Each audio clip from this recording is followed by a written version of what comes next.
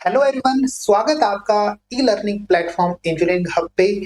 और यहाँ पे आज की क्लास में आप जानने वाले हैं नेक्स्ट टाइप की लेवलिंग। और नेक्स्ट टाइप का आपका सिलेबस का टॉपिक है जिसमें आपका कवर होने वाला है। ठीक है, ये आपके लेवलिंग के प्रकार में मैंने आपको कुछ इंपॉर्टेंट लेवलिंग करवा दी है, जिसमें सिंपल लेवलिंग हुआ, डिफरेंशियल लेवलिंग में राइसफुल एंड एचआई मेथड हुआ, वहीं पर आपको फ्लाई लेवलिंग भी करवाई और रेसिप्रोकल लेवलिंग भी आपको करवाई है मैंने।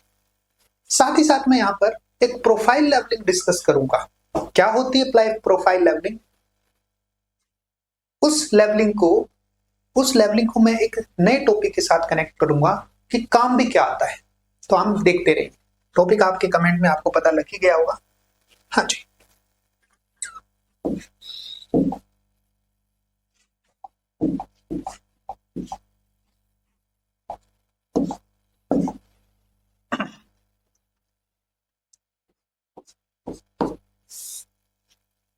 Profile levelling and cross sectioning.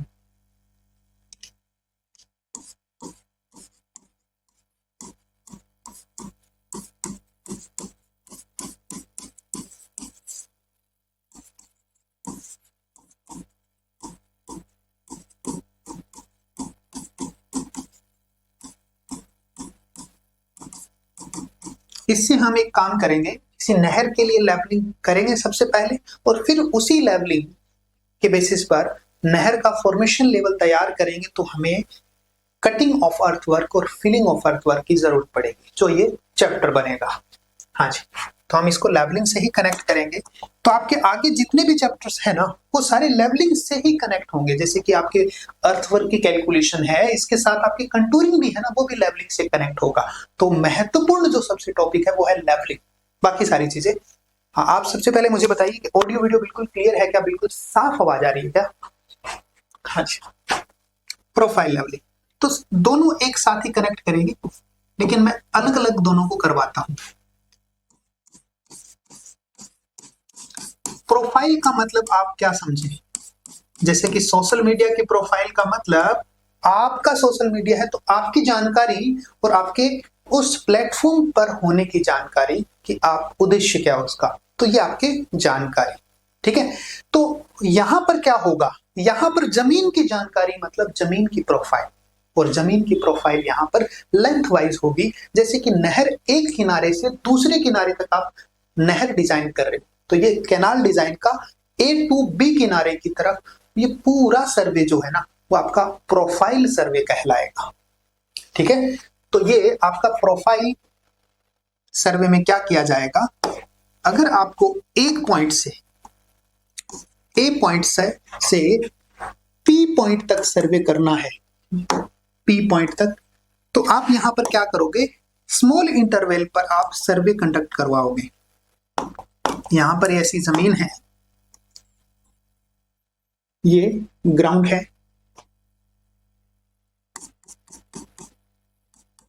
तो इस ग्राउंड लेवल का पर आपको क्या करवाना है? एक स्मॉल इंटरवल पर सर्वे करवाना है। इंटरवल रख लेते हैं 20-20 मीटर, हो सकता है 30-30 मीटर, 40-40 मीटर। जितना कम इंटरवल होगा ना, उतना ही आपका लेवलिंग है वो ज्यादा एक्यूरेट होगा। जैसे मैंने यहाँ पर 10-10 मीटर हॉरिजॉन्टल डिस्टेंस पर या 20-20 मीटर जो भी है, इक्वल इंटरवल पर मैंने क्या किया? यहाँ पर रीडिंग्स लेनी स्टार्ट करी। तो मैं यहाँ पर इंटरवल रख रहा हूं कि मैं सोच रहा हूं कि मैं 30 मीटर इंटरवल पर ये लेवलिंग सर्वे 30 मीटर इंटरवल पे करवाऊं।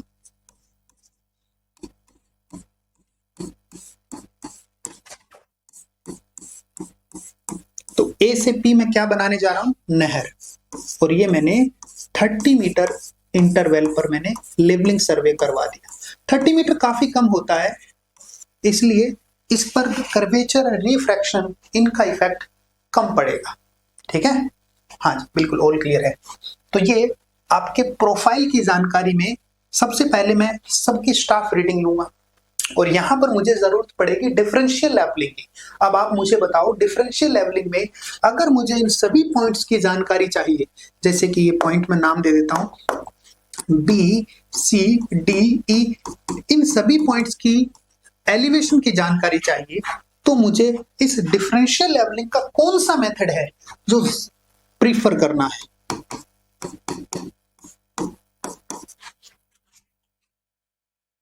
मुझे सभी पॉइंट्स के एलिवेशन चाहिए, बताओ कौन सा मेथड है जिससे मैं इनको कैलकुलेट करूंगा। आपके पास एक ऑप्शन है HI मेथड प्रीफर करोगे, दूसरा ऑप्शन आपके पास है rise and fall method prefer करोगे। बताओ कौन सा, बता सकते हो? राइज एंड फॉल, बिल्कुल। क्यों? क्योंकि ये इसकी एक्यूरेसी ज्यादा होती है, ये ज्यादा प्रिसाइज होता है, इसलिए आप राइज फॉल मेथड यूज करोगे। बहुत बढ़िया, शानदार जवाब दिया आपने, बेहतरीन। हाँ जी, तो इसलिए आप ये मेथड यूज करोगे। हाँ जी, अब आप इस मेथड को यूज कर लिए हैं। इस मेथड को यूज करने के बाद में आपका काम रहेगा कैनाल को डिजाइन करना है। तो कैनाल एक फॉर्मेशन लेवल देना पड़ेगा कि उसमें पानी बहना स्टार्ट होगा तो वहां का लेवल क्या रखें, और लगातार एक ढालू जमीन चाहिए, एक स्लोपिंग सरफेस चाहिए उसके लिए, ताकि पानी का ग्रेविटेशनल फ्लो हो सके। तो उसका ग्रेडियंट क्या चाहिए, ये सारी चीजें डिजाइन करनी पड़ेगी। तो आपको उसके बाद में क्या चाहिए, एक ऐसा सरफेस चाहिए, जैसे कि हमने डिजाइन किया कि एक ऐसा सरफेस चाहिए और वो पी पॉइंट तक पानी पहुंचा दे, ये सरफेस चाहिए मुझे, ठीक है ना। तो इस सरफेस तक पहुंचाने के लिए मुझे,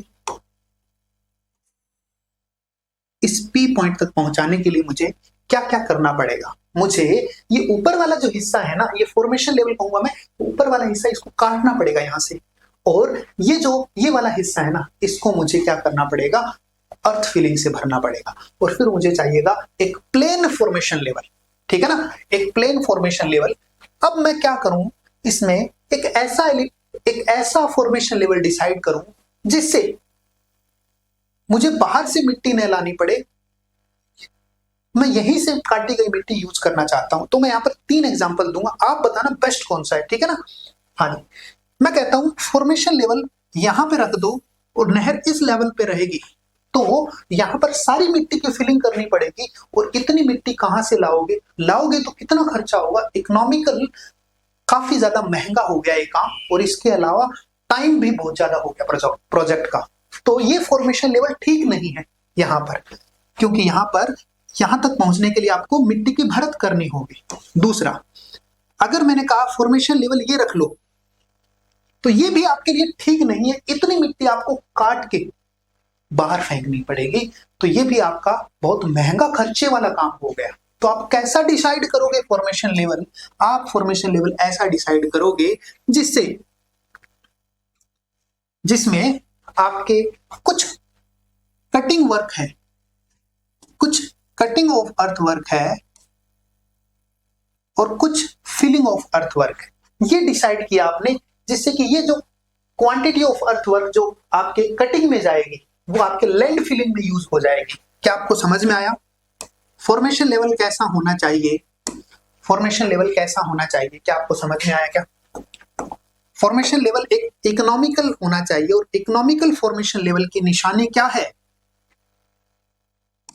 आइडियल फॉर्मेशन लेवल कहूंगा मैं इसको, आइडियल फॉर्मेशन लेवल। जिस लेवल पर नहर बनेगा, आइडियल फॉर्मेशन लेवल वो होता है जिस लेवल को अचीव करने के लिए क्वांटिटी ऑफ अर्थवर्क जितना कटिंग में मिले उतना फिलिंग में, ठीक है ना। इसका मतलब बाहर मिट्टी न तो फेंकनी पड़े और न तो बाहर से मिट्टी लानी पड़े, तो ये हमारा आइडियल फॉर्मेशन लेवल होगा। क्या आपको समझ में आया आइडियल फॉर्मेशन लेवल क्या होता है? Is that clear?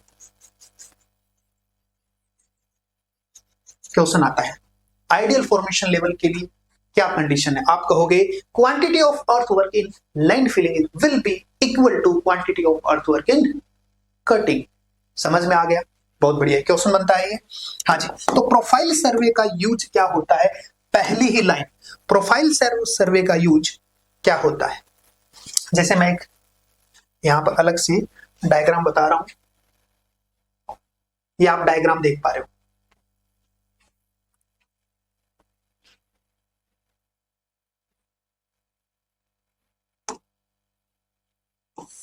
ये आपके प्रोफाइल लेवलिंग का डायग्राम है।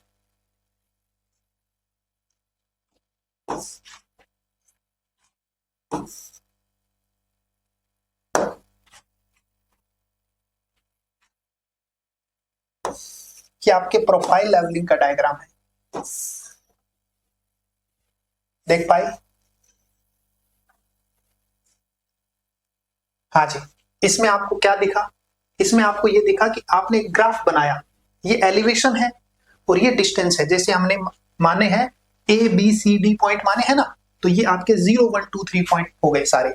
और ये आपका जो ब्लू लाइन है ना, यहाँ पे जो दिख रही है आपकी, ये जो ब्लू लाइन आपको दिख रही है, ये वाली लाइन ग्राउंड लेवल है। ओके, और इनका एलिवेशन आपने हर एक पॉइंट पर कैलकुलेट किया है और आप इसको ग्राफ में मेंटेन किया, और ये आपके हर एक पॉइंट आपके इस एलिवेशन के अकॉर्डिंग डिजाइन किया गया। फिर उसके बाद में क्या किया आपने? एक आइडियल फॉर्मेशन लेवल है वो डिजाइन किया। ये रहा आइडियल फॉर्मेशन लेवल, ब्लैक वाली लाइन, ये रहा आइडियल फॉर्मेशन लेवल। आया समझ में? तो इससे ऊपर वाली मिट्टी है वो कटिंग में जाएगी, और वो मिट्टी नीचे वाली है उसमें लैंड फिलिंग करनी होगी। तो ये आइडियल फॉर्मेशन लेवल आप समझ पाए, ये आपको एक्चुअल ग्राफ दिखाया मैंने। हाँ जी, तो ये कहेंगे प्रोफाइल लेवलिंग का यूज क्या है? एक आइडियल फॉर्मेशन लेवल अचीव करना, ठीक है ना।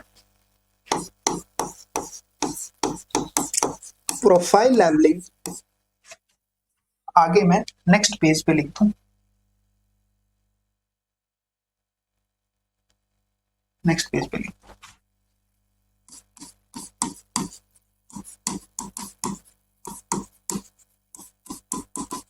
Profile leveling is used to achieve ideal formation level.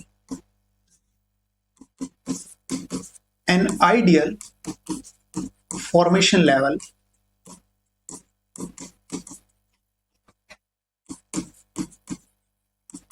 Ideal formation level को अचीव करना। अब अचीव करना आइडियल फॉर्मेशन लेवल है, वो कौन से प्रोजेक्ट के लिए कर रहे हो आप? और हो सकता है वो आपका रेलवे का प्रोजेक्ट है, हाईवे का प्रोजेक्ट है, या हो सकता है आपका कैनाल का प्रोजेक्ट है। तो कौन से के लिए जो आप चाहो उस प्रोजेक्ट के लिए, ठीक है ना। हाँ जी, अब आप कहो कि आइडियल फॉर्मेशन लेवल का मतलब क्या हुआ? For an ideal formation level, ideal formation level आपका कंडीशन रहेगी quantity of earthwork,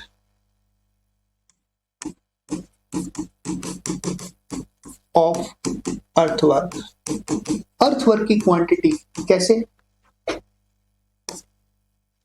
in filling को लिखते हैं बैंकिंग, वर्ड एग्जाम में यूज होता है। In banking equal to in cutting, cutting quantity of earthwork बराबर रहेगा बैंकिंग क्वांटिटी। बैंकिंग का मतलब क्या होता है? Land filling. समझ गए? ये आइडियल फॉर्मेशन की कटिंग क्वांटिटी बराबर होगी फिलिंग क्वांटिटी के। Clear?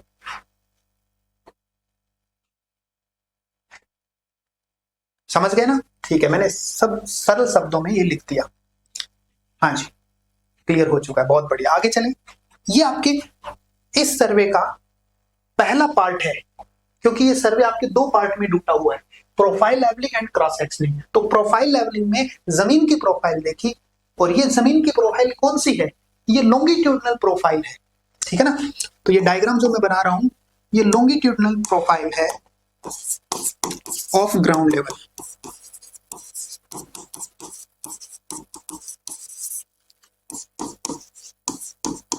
Profile of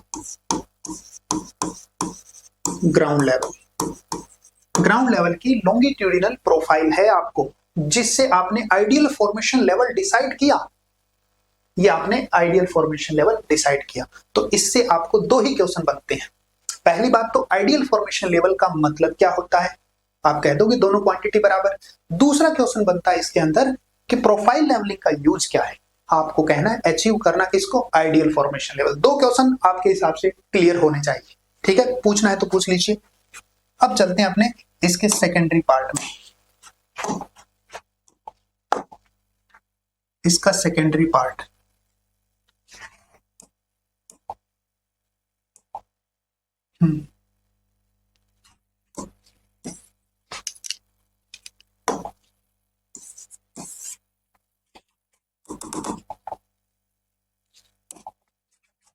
B part.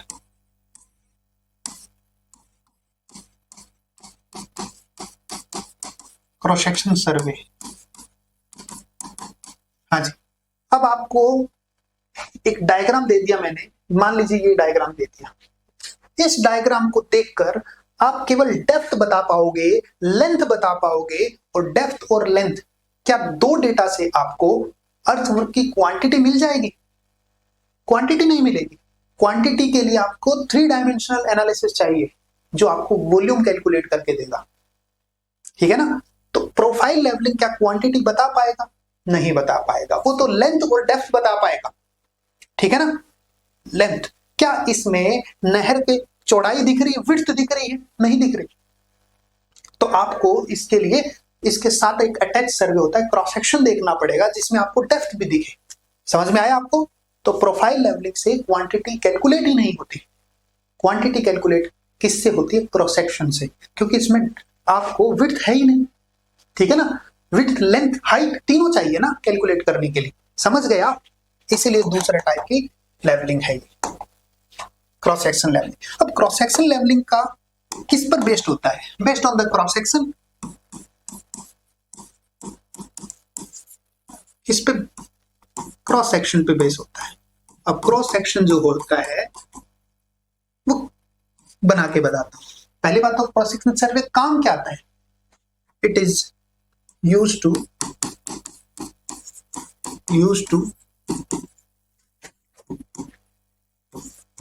calculate the quantity of earthwork।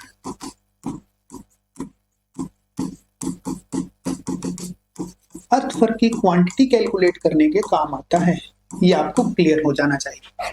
अब देखते हैं नेक्स्ट, क्रॉस सेक्शन किस टाइप का है। क्रॉस सेक्शन देख लेते हैं।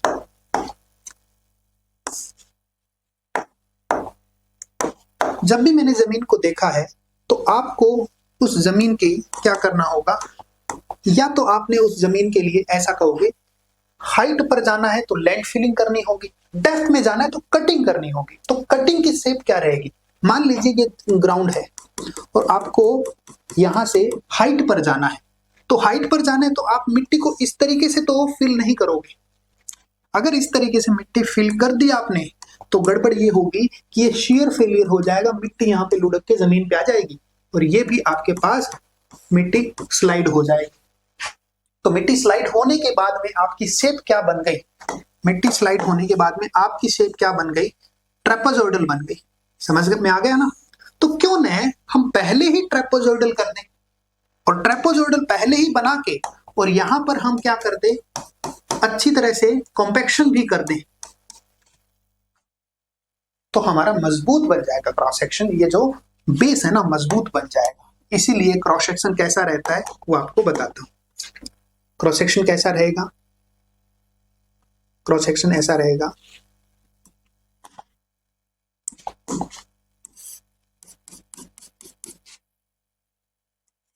इस टाइप का ट्रेपेजोइडल रहेगा क्रॉस सेक्शन।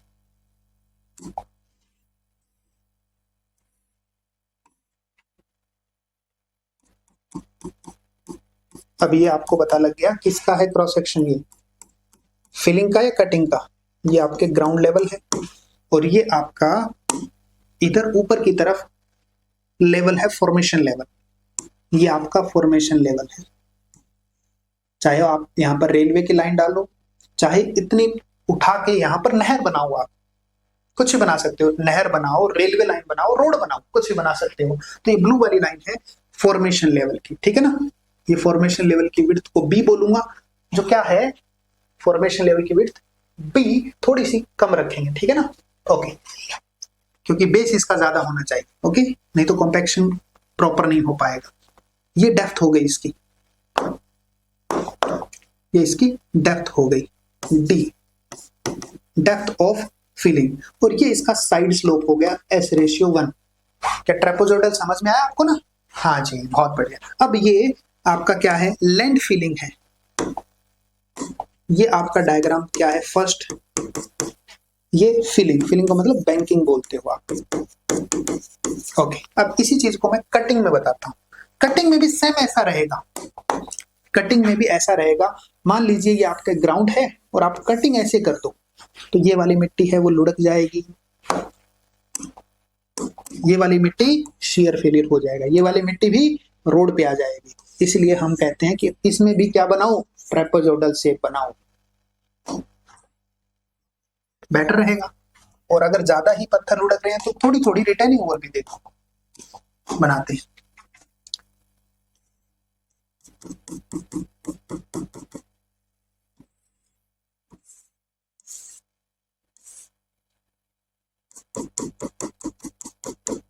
ये आपका ग्राउंड लेवल है और इधर आपका क्या हो गया, फॉर्मेशन लेवल है। जैसे हमने नहर थोड़ी सी डेप्थ में बनानी है, यहाँ पे डेप्थ में बनानी, कहीं पर हाइट में थी, तो ये आपका फॉर्मेशन लेवल की विड्थ हो गई बी।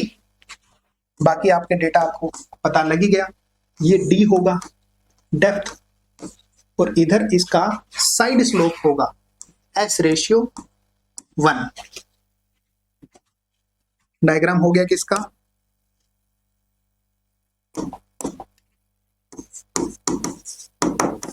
कटिंग का। ओके, ये दोनों क्रॉस सेक्शन हो गए, cross section of filling and cutting. ये आपके क्रॉस सेक्शंस, ये आपके फाइनल क्रॉस सेक्शन हो गया। दो डायग्राम हो गया यहाँ पर, फर्स्ट और सेकंड।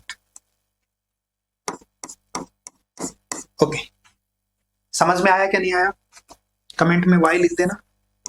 समझ में आया तो मैं समझ जाऊंगा कि आपको बिल्कुल भी समझ में नहीं आया। ठीक है, तो क्रॉस सेक्शन हो गया, तो ये क्रॉस सेक्शन एरिया भी कैलकुलेट कर सकते हो। ठीक है, तो यहाँ पर क्रॉस सेक्शन एरिया कैलकुलेट होगा, तो मैं 3D में लेता हूँ अब वॉल्यूम के लिए। अब क्रॉस सेक्शन एरिया है ना, चलिए अब मैं इस एरिया को कैलकुलेट करता हूँ और फिर उसको 3D में कन्वर्ट करूंगा, वॉल्यूम आ जाएगा। चलिए 3D पे चलते हैं। 3D डायग्राम कोई है का, नहीं है, अरे कोई बात नहीं, हम बना लेंगे, काहे चिंता करते हो, हम बना लेंगे। ये हुआ हमारा trapezoidal shape, then we will go for the parameter।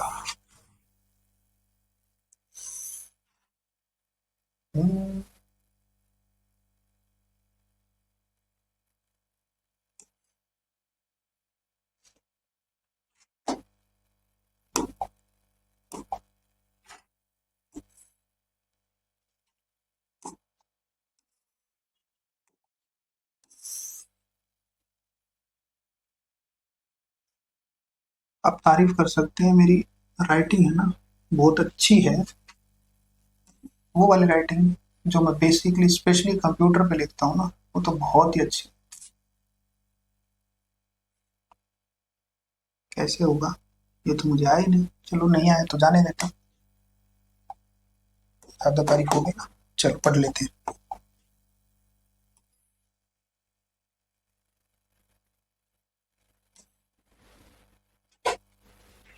ये ठीक है, हाँ जी।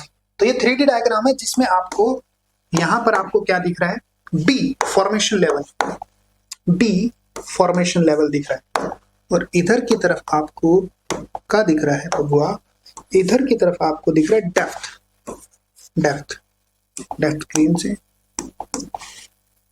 कलर का पूरा पूरा इस्तेमाल, S/1, ये आपका साइड स्लोप। अब बात रहेगी कि यहां पर मैंने एक छोटा सा डायग्राम बनाया था जिसमें मैंने 30-30-30 इंटरवल रखा था। तो लेंथ है ये सेक्शन है, ठीक है ना, लेंथ ऑफ सेक्शन, एक सेक्शन की लेंथ है। तो ये जो 30 मीटर है ना, यहां पर है L = 30 मीटर, ये यहां पर है। समझ पाए वो 30 मीटर, और ऐसे 30 मीटर बहुत सारे होंगे, ऐसे ही 30 मीटर बहुत सारे होंगे, ठीक है ना। तो मैंने एक ही बताया, तो ये आपका फर्स्ट पर ये वाला क्लियर है, समझ में आ गया, ये डायग्राम आपको समझ में आ रहा है ना। ओके चलिए, अब मैं इसको एक काम करता हूं, इसका क्रॉस सेक्शन एरिया कैलकुलेट करूंगा और फिर मैं क्रॉस सेक्शन एरिया को लेंथ से मल्टीप्लाई कर दूंगा तो वॉल्यूम आ जाएगा। चलिए करते हैं, जो आपका मोस्ट इंपॉर्टेंट क्वेश्चन आने वाला है।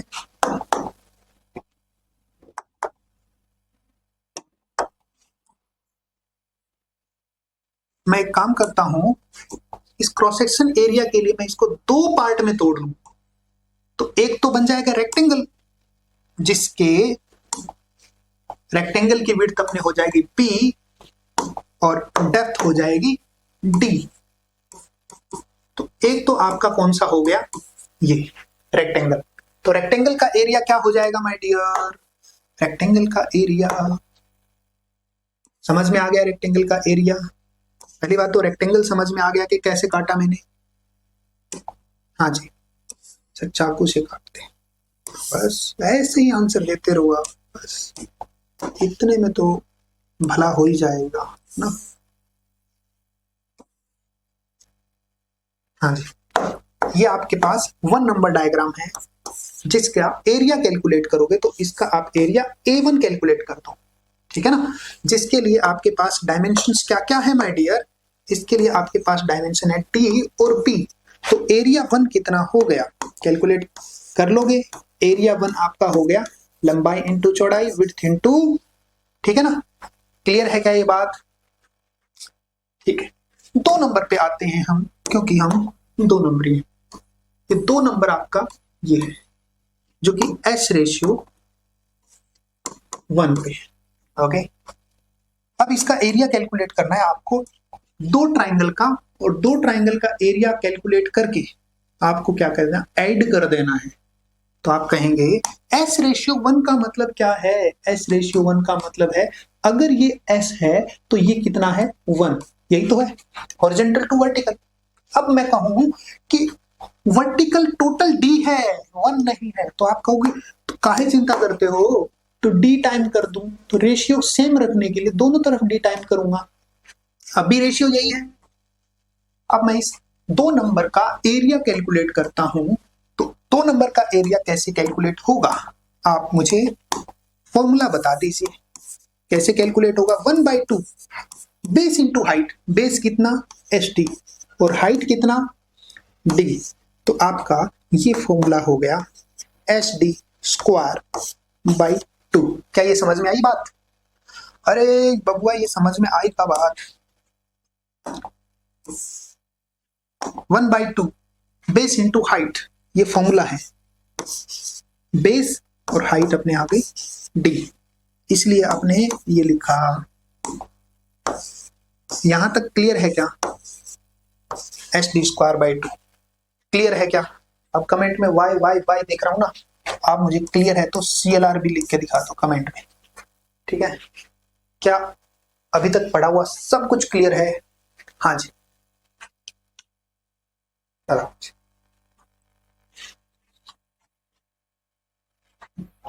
अब मुझे टोटल क्रॉस सेक्शन एरिया चाहिए, चलिए टोटल क्रॉस सेक्शन एरिया पे जाते हैं।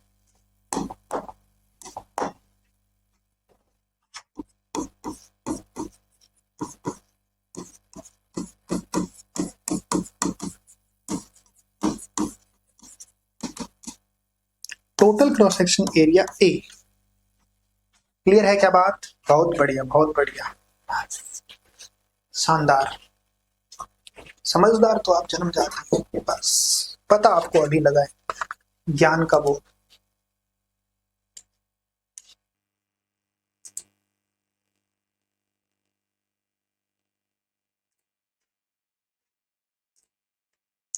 अभी क्लास दोबारा से स्ट्रीम हो पाएगी, थोड़ा सा इंटरप्ट हो गया था।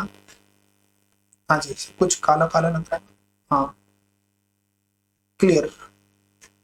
दोबारा से कनेक्ट हो पाए क्या आपने, एक बार देख लीजिए। ये थोड़ा सा इन्वर्टर का इश्यू है, तो अभी लाइट चली जाती है। मैं थोड़ा मेरे गांव से ही पढ़ा रहा हूँ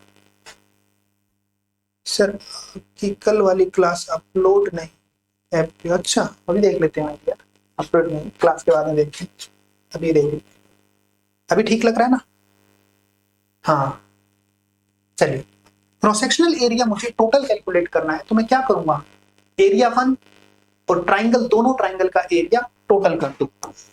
एरिया 1 और दोनों ट्राइंगल का एरिया टोटल, तो एरिया 1 है बी इंटू डी, एरिया 1 है B into D plus 2 into area 2, दो ट्राइंगल है तो H D square by 2, H D square by 2।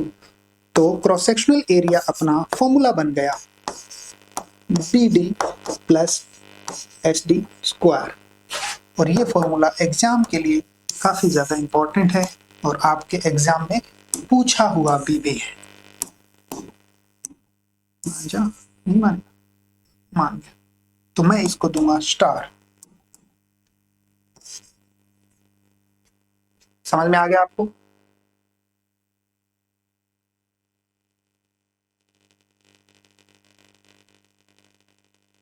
Nishi कह रहे हैं कि request to admin please notify the class timing at least 30 minute prior. बिल्कुल, मैं एडमिन नहीं हूं ना, मैं तो मास्टर हूं, तो एडमिन को बोलना होगा ना। ठीक, चलिए बता देता हूँ, आपकी क्लास है ना वो टाइमिंग शिफ्ट हुआ, ये 5 से 6 बजे टाइमिंग शिफ्ट हुआ है। हाँ जी, नेक्स्ट एडमिन तो उत्तम सर है ना। आगे चले, यहां तक क्लियर है? यहां तक क्लियर है क्या? ओके, चलिए आगे चलते हैं माय डियर, यहां तक आपको बहुत अच्छे से क्लियर है। ओके, अब मुझे क्रॉस सेक्शनल एरिया कैलकुलेट करना आ गया। अब मैं वॉल्यूम कैसे कैलकुलेट करूंगा, इस क्रॉस सेक्शनल एरिया में मल्टीप्लाई कर दूंगा लेंथ, तो वॉल्यूम आ जाएगा ना। हाँ, तो क्वांटिटी ऑफ अर्थवर्क मुझे पता लग गया कि क्रॉस सेक्शनल एरिया मुझे पता लग चुका है।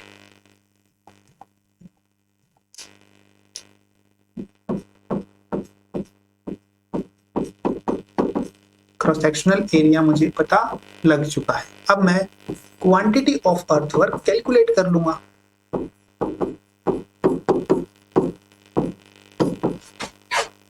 एरिया कैलकुलेट किया मैंने, क्या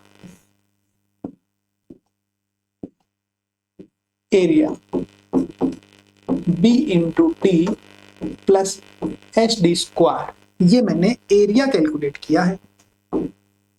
अब मैं इसका बनाऊंगा वॉल्यूम, क्वांटिटी, तो क्वांटिटी क्या हो जाएगा, एरिया को मल्टीप्लाई कर दो लेंथ के साथ, तो बन गया formula quantity B D plus H D square into L, ये फॉर्मूला बन गया।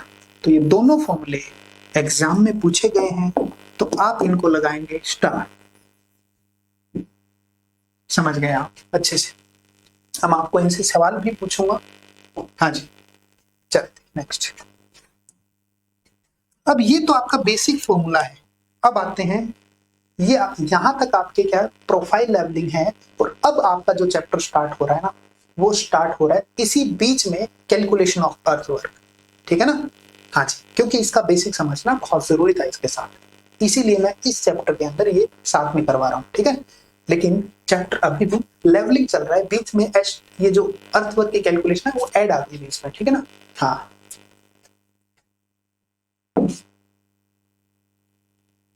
अब हम देखेंगे कि ये जो कैलकुलेशन है ना, वो कई मेथड से की जाएगी, और ये बेसिक फॉर्मूला है उसका। ठीक है, methods of calculation of earthwork, methods for calculation of earthwork, earthwork को कैलकुलेट करने के मेथड्स। यहां पर कई मेथड हैं, जिसमें पहला मेथड है आपका मीन एरिया मेथड और mean depth method. Mean depth method, दूसरा है मीन एरिया मेथड,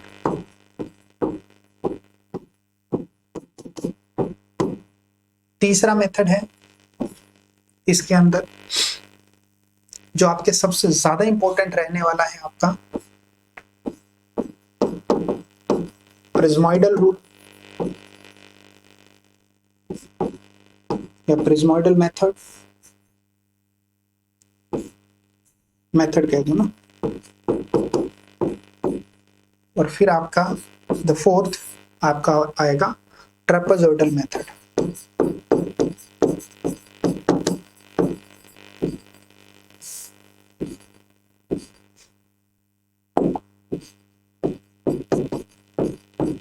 हाँ जी, तो अपने हेडिंग लगाते हैं फर्स्ट को मीन डेप्थ मेथड। ठीक है, करण क्या कर रहे हैं? हेलो सर, क्या कहना चाहते हो माय डियर, कहिए।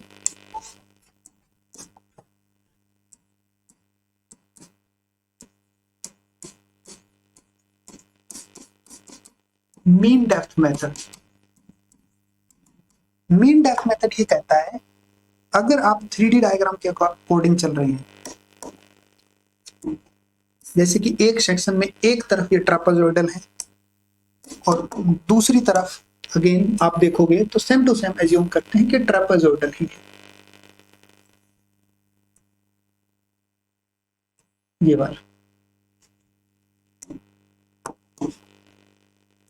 वाला ट्रापेजोइडल, तो एक इस किनारे पर ट्रापेजोइडल है और एक उस किनारे पर ट्रापेजोइडल है। इसकी डेप्थ को मैंने D1 कहा, ये वाली डेप्थ है D1 कह दिया। उधर वाली डेप्थ क्या है? D2 है।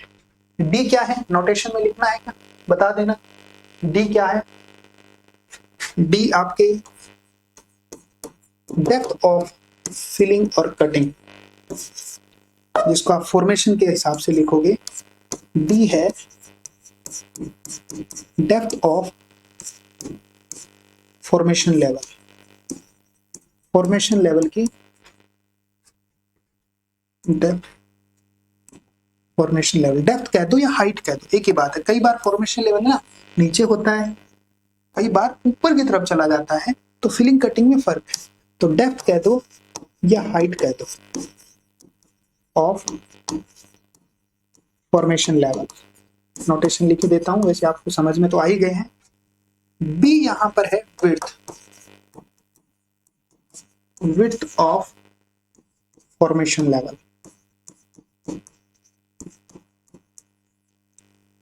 और क्या बच गया? H/1 है साइड स्लोप, साइड स्लोप। ये नोटेशन आ गए और इन्हीं नोटेशन के बेसिस पर मैं आगे बढ़ाऊं तो मैंने बोला कि एक डेप्थ D1 है और एक डेप्थ D2 है। तो आपको क्या करना है? आपको मीन डेप्थ लेनी है। अब मीन डेप्थ लेनी है तो क्या है मीन डेप्थ? जिसको हम लिखेंगे DM, डिस्ट्रिक्ट मजिस्ट्रेट लिख दूं, D1 plus D2 divide by 2। और आपको एक मीन वैल्यू के साथ सारी कैलकुलेशन आ जाएगी। तब आपका क्वांटिटी का फॉर्मूला क्या बन गया? यहां पे आपको क्वांटिटी का फॉर्मूला बन गया BD plus HD square into L, जहां पर आपका D है वो मीन वाला यूज होगा। ठीक है ना? ये फॉर्मूला क्लियर? बस इसी फॉर्मूले को दूसरे तरीके से लिख दिया, यही है आपका क्वांटिटी ऑफ अर्थ। इसी साथ में दूसरे पे चलता हूं, मीन एरिया मेथड। दोनों का एक ही रिजल्ट आएगा, बस एरिया के बेसिस पे कैलकुलेशन करो या डेप्थ के बेसिस पे कैलकुलेशन करो।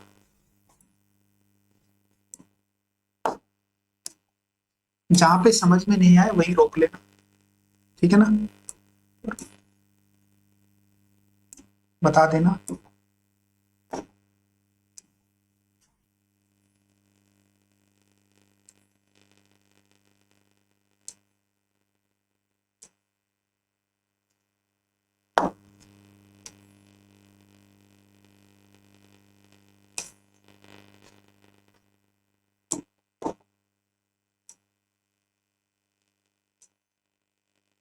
हाँ जी, अब यहां पर क्या किया गया है? इसने बोला कि ये 1 नंबर के लिए एरिया कैलकुलेट कर लो।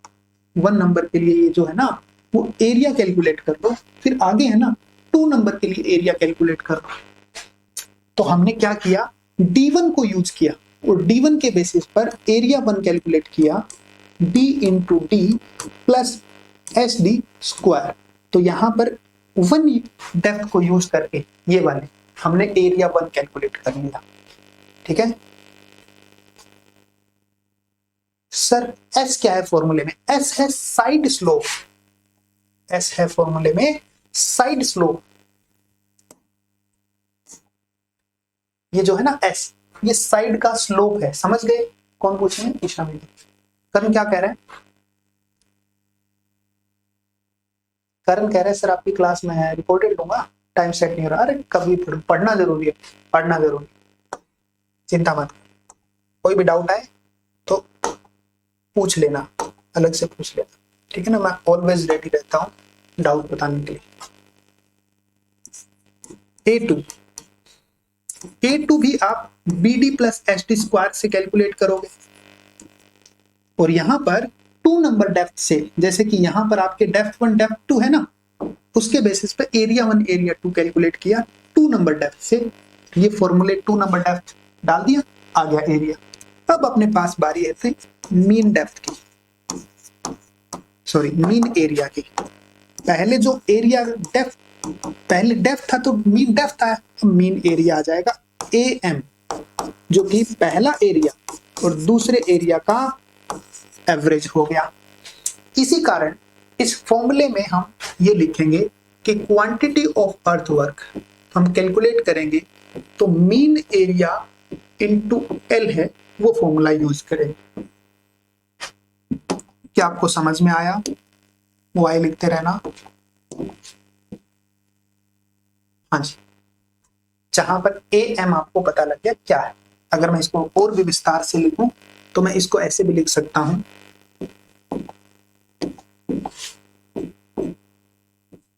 A1 plus A2 divide by 2 into L, ऐसे भी लिख सकता हूं। क्लियर है ना ये बात? बहुत बढ़िया, बहुत बढ़िया।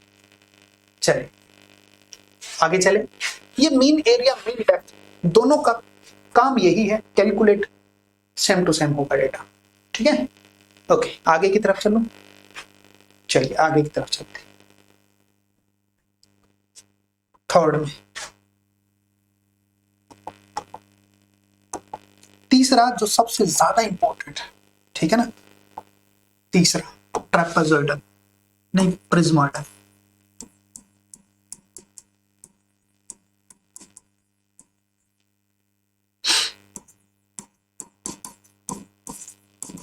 सबसे ज्यादा है तो मैं कहीं कहीं पर 3 स्टार लगा देता हूं। अब आप 1 स्टार की बजाय 3 स्टार लगा दिया, आप समझ जाओ कि क्यों लगाया, है ना?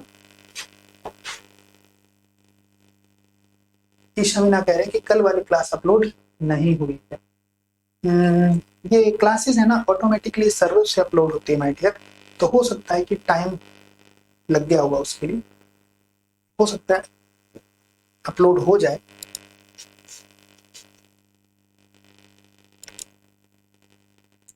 देख लेते प्रोडक्ट।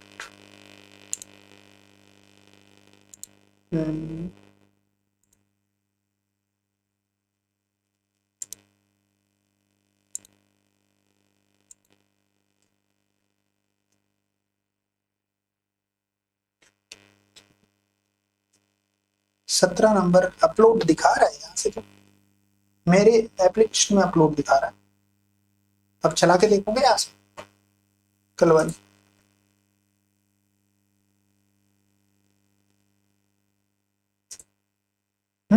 चल भी रही है।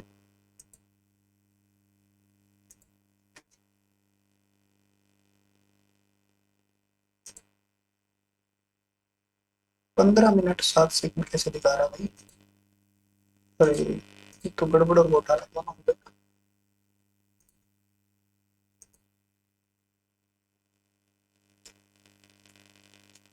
अपलोड तो है लेकिन चलो को देखते हैं, क्लास के बाद में देखते हैं, अभी डिस्कशन इसका होना चाहिए, ठीक है ना, लाइव लोग।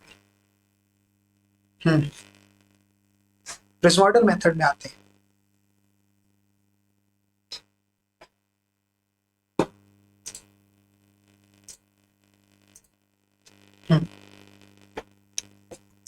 चलिए प्रिज्मोइडल मेथड में आते हैं माय डियर। प्रिज्मोइडल मेथड क्या चीज है? प्रिज्मोइडल मेथड, इसमें दो तरीके के मेथड बने हैं। एक आपका सिंपल प्रिज्मोइडल रूल, सिंपल प्रिज्मोइडल रूल जो आपका कोई काम का नहीं है, ठीक है। इसलिए मैं एक काम करता हूं, ये 3 स्टार दूसरे पे लगाता हूं। सिंपल प्रिज्मोइडल रूल कहेगा आपको एरिया कैलकुलेट करना है और फिर उससे क्वांटिटी कैलकुलेट करनी है। तो क्वांटिटी आपके पास ऐसे रहेगी, A1 plus A2 plus 4AM, और यहां पर आप L/6 लगा दो, जहां पे L लेंथ ऑफ सेक्शन है और वहां पर AM मीन डेप्थ है, सॉरी मीन एरिया है, जो आप ऑलरेडी कैलकुलेट कर चुके हैं। तो ऐसे आपके कैलकुलेशन होती, लेकिन ये फॉर्मूला काम का नहीं। अब आते हैं अपने मेन फॉर्मूला की तरफ। क्या हुआ भाई? दूसरा फॉर्मूला आता है सेकंड वाला, वो है प्रिज्मोइडल मेथड का प्रिज्मोइडल रूल, जिसको हम बोलते हैं सिम्पसन 1/3 रूल, जिसको सीधा सा प्रिज्मोइडल रूल भी बोलते हैं, रूल भी बोलते हैं। और यहां पर है आपके 3 स्टार। यहां से आता, पहले को कोई पूछते नहीं, आज तक नहीं पूछा गया यार, ठीक है। इसको देखते हैं, इसको इवन आउट फॉर्मूला हम ऐसे जानेंगे। तो इसमें क्या होगा, ये क्यों आया ये बता देता हूं मैं, कि आप जब पहले वाले फॉर्मूले यूज कर रहे हैं ना, तो पहले वाले फॉर्मूले में क्या है कि आप D1 और D2 के बीच का क्वांटिटी कैलकुलेट कर पा रहे हो अर्थवर्क के लिए। A1 और A2 मतलब D1 और D2 इस 2 पॉइंट यानी कि 30 मीटर के लिए ही आप अर्थवर्क की क्वांटिटी कैलकुलेट कर पा रहे हो। अब बात आई कि आपको 30 मीटर 30 मीटर 30 मीटर, जैसे कि यहां पर केवल यहां तक कैलकुलेशन हो रही है, यहां पर बस पहले फॉर्मूले में इतनी क्वांटिटी कैलकुलेट की जा रही है, लेकिन आपको तो पूरी क्वांटिटी कैलकुलेट करनी है, मतलब multiple D1 D2 multiple depth के लिए आपको फॉर्मूला एक बार लगाना पड़े, तब ये सिम्पसन मेथड आया, ठीक है ना। जैसे कि इस फॉर्मूले से आपको AB के बीच का क्वांटिटी, फिर BC के बीच का क्वांटिटी, ऐसे करके आपको इंटरवल में सारी क्वांटिटी अलग अलग कैलकुलेट करनी पड़ेगी और फिर सबको ऐड करना होगा, तब जाके A2P आएगा। लेकिन सिम्पसन ने इसको आसान बनाया, और कैसे बनाया आसान देखते हैं। सिम्पसन ने बताया कि मैं सबको आसान ऐसे बनाऊंगा कि मैं जितने भी डेप्थ दिए हैं, जितने भी डेप्थ दिए हैं, जैसे कि D1 दिया है, D2 दिया है, D3 दिया है, D4 D5, इस तरीके से N तक दिया है जी। मैं इसको 7 तक लिख देता हूं, D6 D7, जिसके अंदर इसको N बोलते हैं, ठीक है ना, N 7। अब इसने क्या किया, सबका एरिया कैलकुलेट किया, A1 A2 A3 कहां से आया, डेप्थ से एरिया आया, A4 A5 A6 और A8 AN। अब इस पूरे एरिया को एक साथ फॉर्मूले में रखा और वो फॉर्मूले से निकाल के दिया आपको क्वांटिटी। देखते हैं कैसे।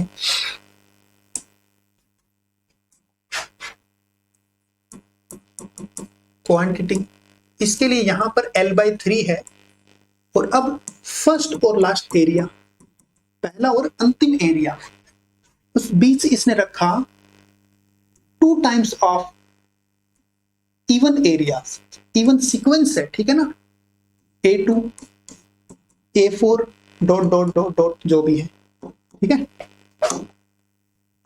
इस तरीके से इसने यहां पे रखा, बचा हुआ है मैंने थोड़ा सा लग दिया 4 टाइम्स ऑफ इवन एरिया और 2 टाइम्स ऑफ ओड में 1 तो ऑलरेडी आ चुका है, तो यहां पे आ गया 1 2 के बाद में 3 5 और आगे डॉट डॉट डॉट डॉट ऐसे चलता रहेगा, ठीक है। ये चलता रहेगा। अब मैं इसको मैं एक काम कर दूं, चलो सीक्वेंस दोबारा लिख देता हूं ताकि आपको 2 स्लाइड मैंने आना पड़े।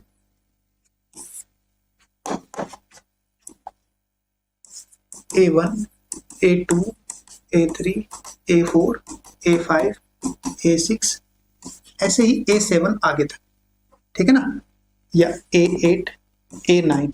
तो ये आपका जो लास्ट है 9 है या 7, AN बन गया। इससे पहले वाला लास्ट सेकंड बन गया, इससे पहले वाला N-2, और ये आपका A1 ही। तो ऐसे आपने लिखा, थोड़ा समझते रहना। हाँ जी, तो मैं इस तरीके से इस फॉर्मूले में लिखता जाऊंगा। तो ये 2 नंबर पर, 4 नंबर पर, 6 नंबर पर और 8 नंबर पर यहां पे dot dot dot dot N-1 आएगा।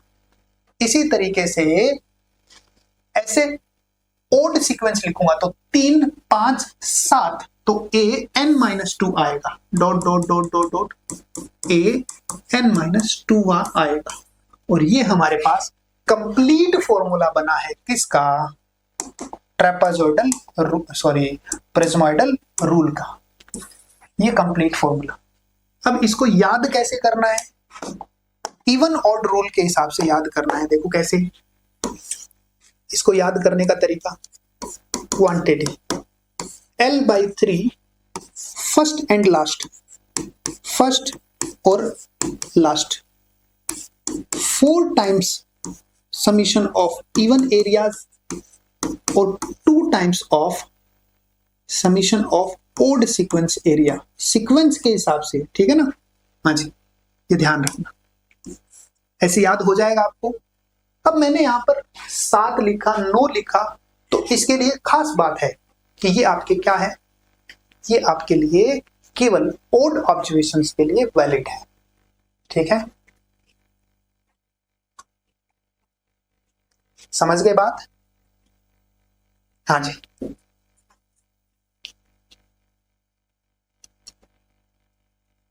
चलिए देखते हैं नेक्स्ट। ये ओड सीक्वेंस के लिए ही वैलिड है, तो ध्यान रखना इस फॉर्मूले की खास बात।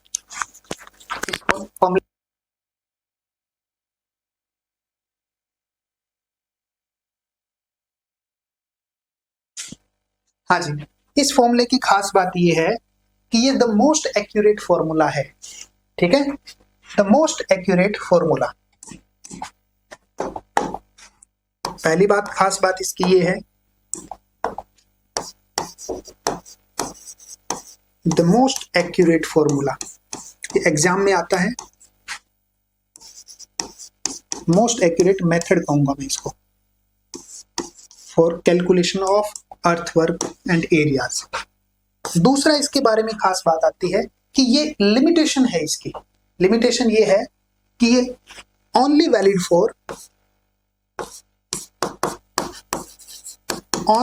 For odd observations, odd observations के लिए वैलिड रहेगा।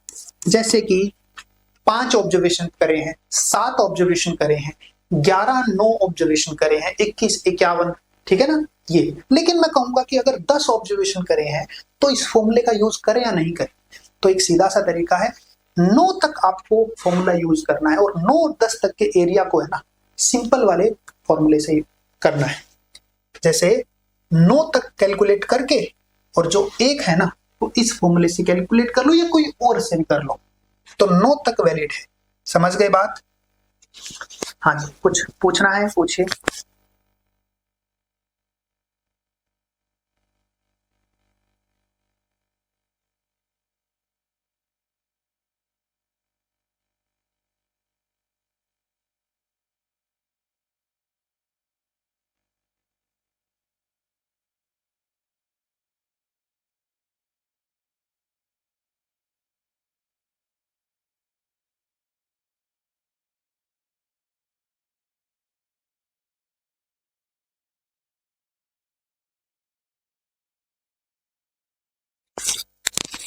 क्लियर है आपको बात।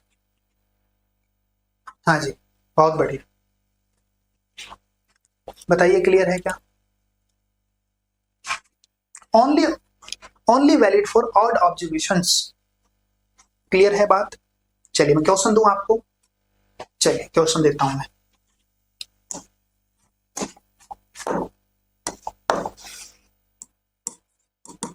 क्वेश्चन मैंने कहा यहां पर आपको क्वेश्चन में दे रखा है डिस्टेंस, या डिस्टेंस कह दो, इंटरवल कह दो, ठीक है ना, डिस्टेंस गिवन है, और यहां पर आपको क्रॉस सेक्शन एरियाज गिवन है। डिस्टेंस इन मीटर और एरिया रहेगा विल बी स्क्वायर मीटर, और मैं कुछ डेटा दे रहा हूं जैसे कि 0, 30, 60, 90, 120, ये मीटर में है। एरिया 200, 180, 220, 160 और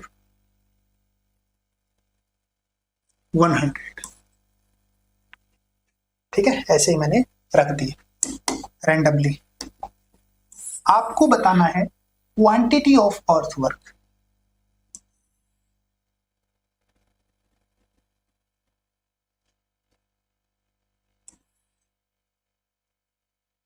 बता पाओगे?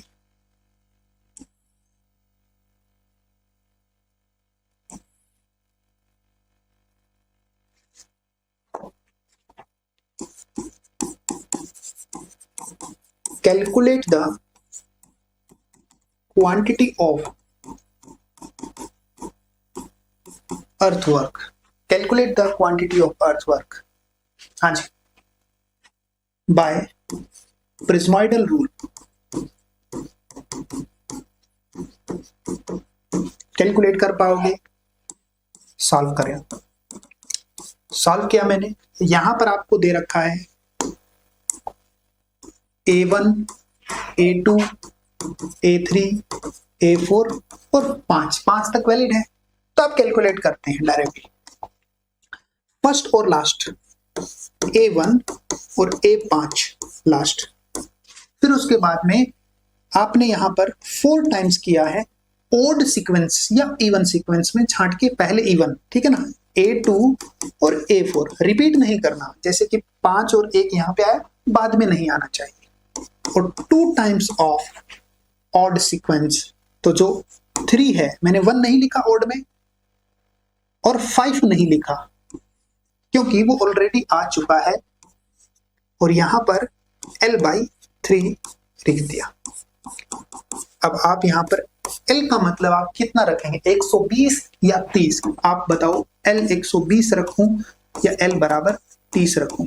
आप मुझे बताओ, कमेंट में बताओ। प्रतीक ने कैलकुलेट कर लिया ऑलरेडी, बहुत बढ़िया, शानदार, जिंदाबाद, जबरदस्त। हाँ जी, प्रतीक ने कहा 30, साहिल ने कहा है, साहिल ने और प्रतीक का आंसर आ चुका है। शिवा ने कहा 120। हाँ जी, इसका रीजन बताता हूं मैं आपको। देखिए, ये सारे एरियाज है ना, ये इंटरवल वाले एरियाज है, और उनका जो फॉर्मूला बना है, जो मैंने डेराइव नहीं कराया, आपको डायरेक्टली फॉर्मूला दिया, ठीक है ना, डेराइव कराना भी नहीं होता।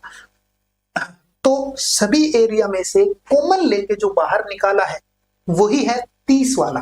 अगर मैं 120 रख देता ना, तो हर एक इंटरवल का मतलब 120 हो जाता।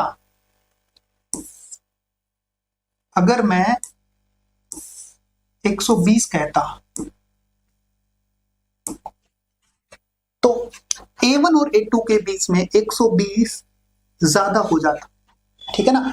तो ये आपके सभी में कॉमन है, इसलिए ब्रैकेट के बाहर में डेराइव किया तो ये बाहर आया, 30 है, ठीक है ना। तो कॉमन है तभी तो ये बाहर की तरफ लिखा गया है। तो कॉमन सबके लिए 30 मीटर है, तो ये 30 है माय डियर, ठीक है ना। गलती से ये गलती करते हैं, गलती हो जाती है 120 की, ठीक है ना। हाँ जी, तो A1 और A लास्ट, A1 कितना है माय डियर, 200, और लास्ट क्या है 100, प्लस 4 टाइम्स ऑफ A2 180 और A4 160, plus 2 times of A3 जो कि 220 है। तो ये अपने पास 10, ये 300 प्लस 6 4 6 8 14 1 और 1 2 3 334 34 30 दूनी 60 4 दूनी 8 68 680। एक बार कैलकुलेट कर लेना यार, 4 है ना। आंसर बता दो यार, कैलकुलेटर का ही तो यूज करना है, क्यों ज्यादा माथा बच्ची करे। आंसर सभी का क्या यही है। हाँ, ईशा मीना ने कहा कि एल कैसे लिया। एल में यहां पर लेंथ ऑफ इंटरवल है। यहां पर आपका जो मैंने डायग्राम बनाया है जिसमें आपके यहां पे एल यूज हुआ है, तो एल यहां पर है इंटरवल।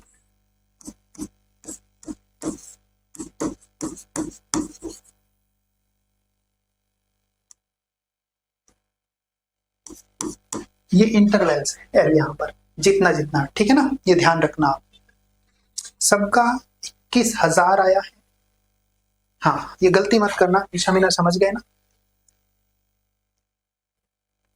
यहां पे भी मैंने बताया कि यहां पर इस ग्राफ की बात करें तो यहां पर हर पॉइंट्स के बीच में डिस्टेंस को एल रखेंगे। जैसे इससे आपको समझ में आएगा, हर एक पॉइंट्स के बीच में डिस्टेंस है ना, इसको हम लिखेंगे एल।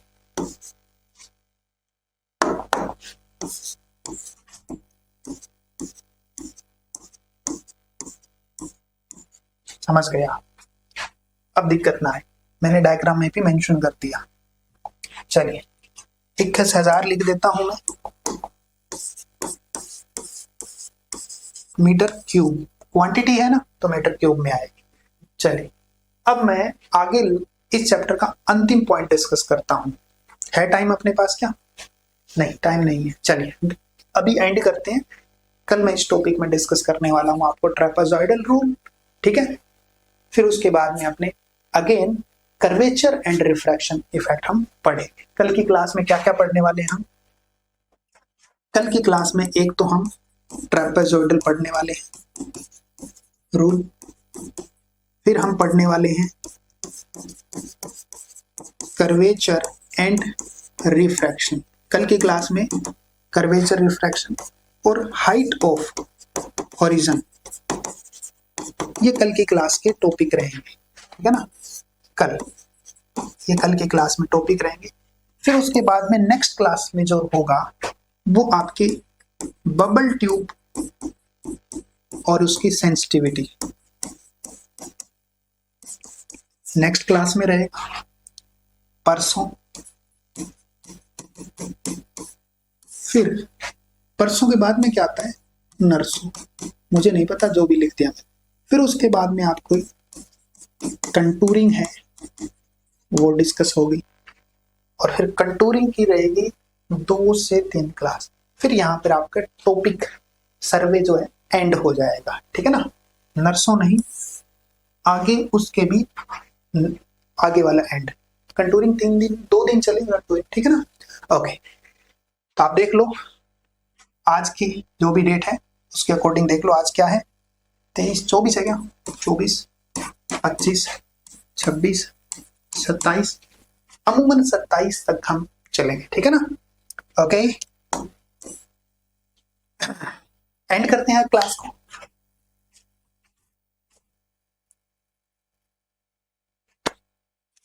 चलिए सर, क्वेश्चन प्रैक्टिस सेशन भी ले ली। हाँ प्रतीक, साथ साथ में मैं क्वेश्चंस करवा रहा हूँ माय डियर, है ना। साथ साथ में टॉपिक वाइज क्वेश्चंस करा रहा हूँ, तो आप जैसे ही क्वेश्चन देखेंगे ना वो सारे बन जाएंगे आपके। आई होप बन भी रहे होंगे आपके ना। हाँ चलिए आज का सेशन एंड करें। आपको पीडीएफ चाहिए तो मैं आपको पीडीएफ दे देता हूँ। ये क्यूआर कोड है, आप जैसे स्कैन करोगे, हाँ जैसे स्कैन करोगे, अपने घर पे कोई होगा उनका फोन छीन लेना, जो भी है, भाई गेम खेल रहा होगा, बहन जो भी है वो इंस्टा रील देख रही होगी, मम्मी भक्ति सॉन्ग सुन रही होगी, पापा कोई काम नहीं कर रहे, फेसबुक स्क्रॉल कर रहे, ठीक है ना। उनका फोन छीन के ये आप करो स्कैन, और पीडीएफ आपके मोबाइल में आ जाएगी, ठीक है। ओके, मिलते हैं कल, गुड लक। स्कैन कर लिया? चलो स्कैन कर लिया तो वाई लिख देना, फिर आगे मैं एंड कर दूंगा इस सेशन को, ठीक है?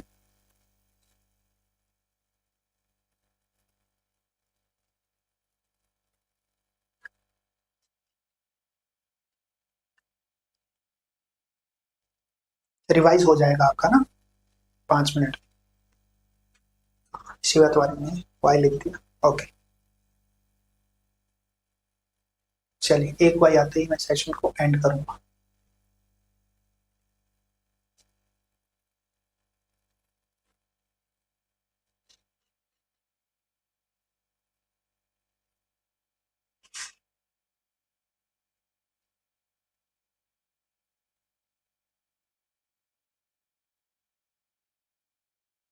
ऐप में स्क्रीनशॉट आता है क्या?